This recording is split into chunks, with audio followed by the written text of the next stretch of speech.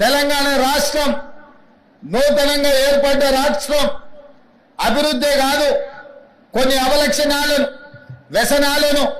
వ్యసనాలకు బానిసలైన కొంతమంది వ్యక్తులు స్వార్థ ప్రయోజనం కోసం తెలంగాణలో డ్రగ్స్ గాని, గంజాయి గాని, సైబర్ క్రైమ్ నేరాలకు కొంతమంది పాల్పడుతున్నారు.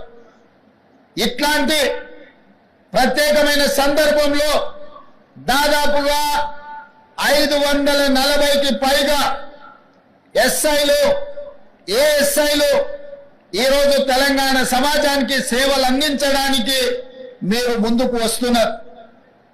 అందుకే ఈరోజు మీ పరేడ్ చూసిన, ముఖ్యంగా పల్లి భాగ్యశ్రీ మీ పరేడ్ కమాండర్గా ఈరోజు ప్రదర్శించిన నైపుణ్యం మీ అందరిని చూసిన తర్వాత నాకు సంపూర్ణమైన విశ్వాసం కలిగింది.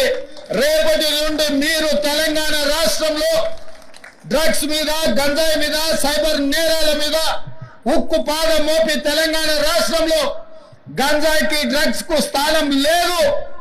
అట్లాంటి కార్యక్రమాలకు ఎవరైనా పాల్పడితే వాళ్ళని ఎవరిని క్షమించము అనే విధంగా మీరు ముందుకు నడుస్తారని మాకు సంపూర్ణమైన విశ్వాసం కలిగింది.